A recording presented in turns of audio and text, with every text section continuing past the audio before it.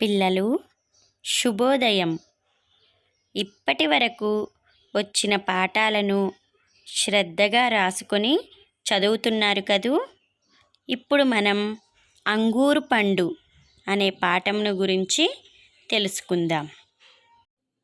ఒక అడవిలో ఒక నక్క అంగూరు పండు తినాలని అనుకుంది. ఎక్కడెక్కడో తిరిగింది.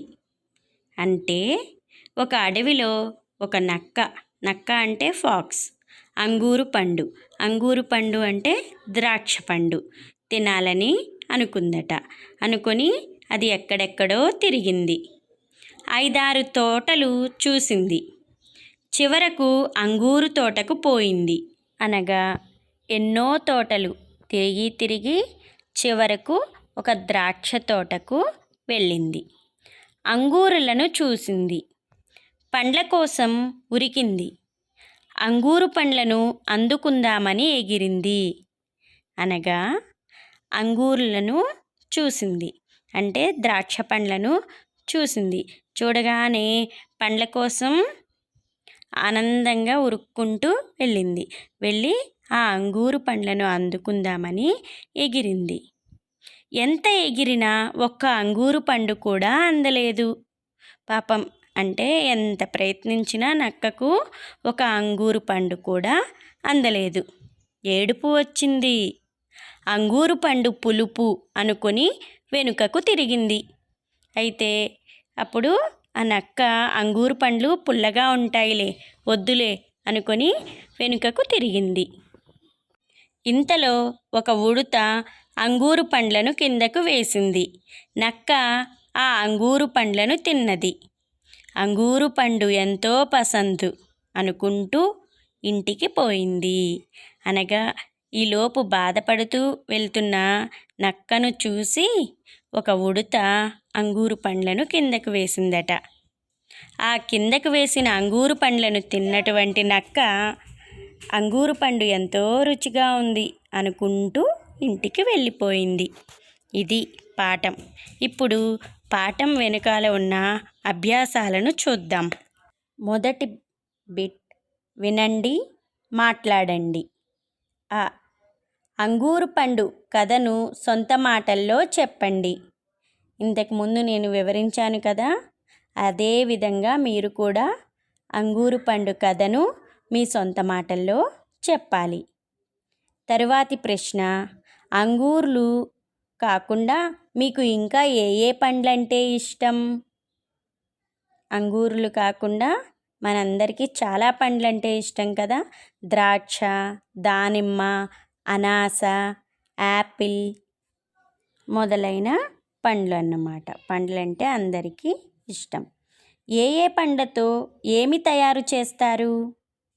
ముఖ్యంగా పండ్లతో యాపిల్, అలాగే అరటిపండు, స్ట్రాబెర్రీ వంటి పండ్లతో పండ్ల రసాలను, మరియు ద్రాక్ష, దానిమ్మ, యాపిల్ వంటి పండ్లతో ఫ్రూట్ సలాడ్ ముక్కలన్నిటినీ కలిపి తింటారు. ఈ ప్రశ్నలను మీ తరగతి పుస్తకంలో ఇవ్వడం జరిగింది. దీనిని చక్కగా మీ తరగతి పుస్తకంలో రాసుకోవాలి. తరువాతి ప్రశ్న చదవండి. కథలో కొమ్ము దీర్ఘం ఉన్న పదాలను గుర్తించండి. వాటిలో కొమ్ము ఉన్న పదాలకు 0 అంటే గుండ్రం చుట్టండి. కొమ్ము దీర్ఘం ఉన్న పదాలకు దీర్ఘచతురస్రాకారంలో ఉండే బాక్స్ గీయండి.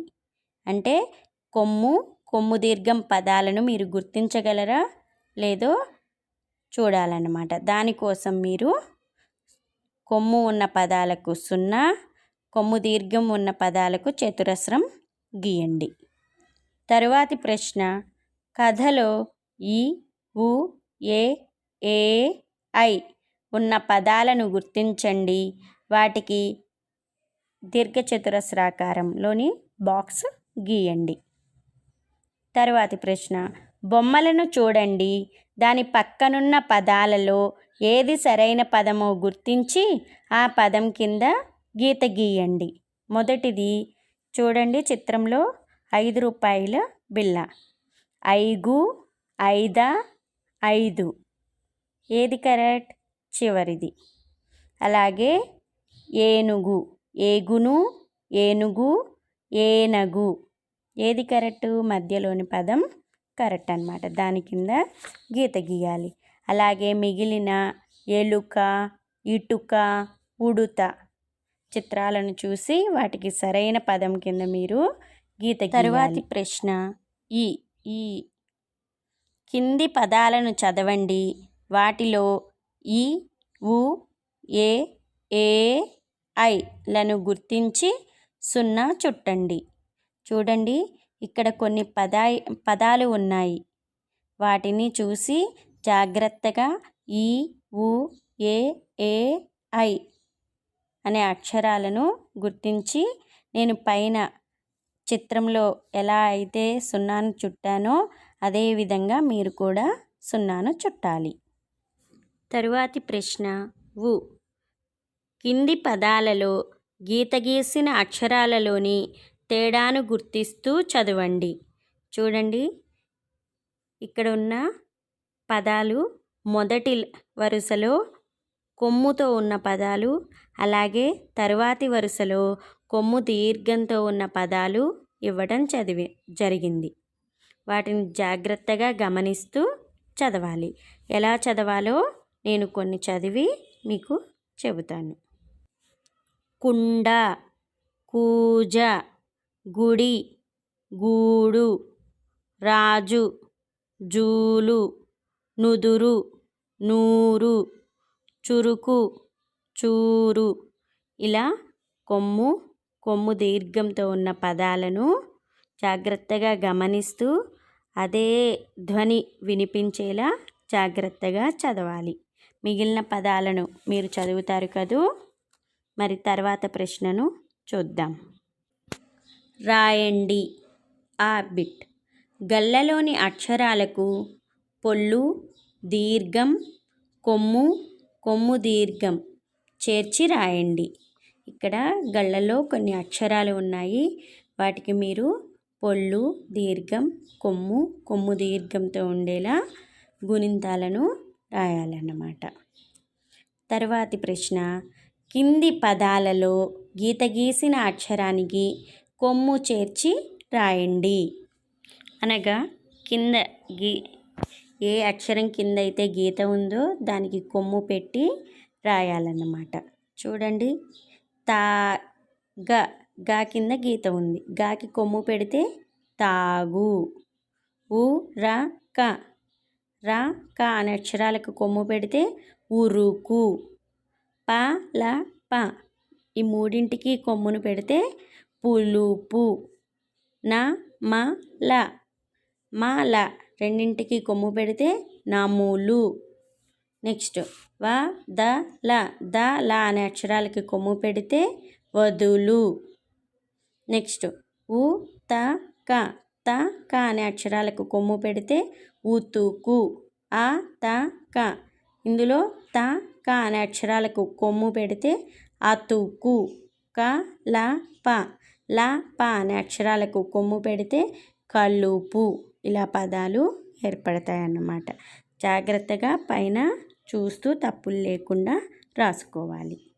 తరువాత ఈ బిట్ కింది పదాలలో గీత గీసిన అక్షరానికి కొమ్ము దీర్ఘం చేర్చి రాయండి, చదవండి. ఇప్పుడు గీత గీసిన అక్షరాలకు కొమ్ము దీర్ఘం చేర్చాలన్నమాట. చూడండి, చ కింద గీత ఉంది. కొమ్ము దీర్ఘం పెడితే చూరు. మా కింద గీత ఉంది. దీనికి కొమ్ము చేరిస్తే మూకుడు. మా కింద గీత ఉంది కాబట్టి కొమ్ము దీర్ఘం పెడితే మూడు. ఇలా ఇదే విధంగా మిగిలిన పదాలకు మీరు కొమ్ము దీర్ఘం చేర్చి పైన పుస్తకంలో ఉన్న విధంగా జాగ్రత్తగా తప్పులు లేకుండా రాయాలి. తర్వాత బిట్ చూద్దామా. కింది బొమ్మలను చూడండి, వాటి పేర్లను రాయండి. చూడండి, చిత్రాలు కొన్ని ఉన్నాయి ఇక్కడ. మొదటి చిత్రం పావురం, నెక్స్ట్ ఉంగరం, తర్వాత ఏడు, తర్వాతది కుండ, తర్వాత ఆవు. నెక్స్ట్ వన్ మూకుడు. ఈ పేర్లన్నీ తప్పులు లేకుండా చక్కగా రాసుకోవాలి. తరువాత చివరి ప్రశ్న సృజనాత్మకత. కింది బొమ్మ ఆధారంగా కథ చెప్పండి. చూడండి, ఇక్కడ ఒక కుందేలు సింహం బావి మీద కూర్చొని మాట్లాడుతున్నట్లుగా ఉన్న చిత్రం ఉంది. దీన్ని చూస్తూ మీరు జాగ్రత్తగా ఒక కథను ఊహించి చెప్పాలి. సరేనా పిల్లలు? విన్నారు కదా. ఈ పాఠమును ఇంకా అర్థవంతంగా మీకు ఆన్లైన్ క్లాస్లో కూడా చెప్పడం జరుగుతుంది. ఈ పాఠాన్ని చూసి ఇందులోని మీకు వచ్చిన కంటెంట్ను అలాగే టెక్స్ట్ బుక్ ఎక్సర్సైజెస్ అన్నిటినీ తప్పులు లేకుండా జాగ్రత్తగా రాసుకొని మీకు ఏదైనా సందేహాలు వస్తే ఆన్లైన్ క్లాస్లో అడగవచ్చు. బాయ్.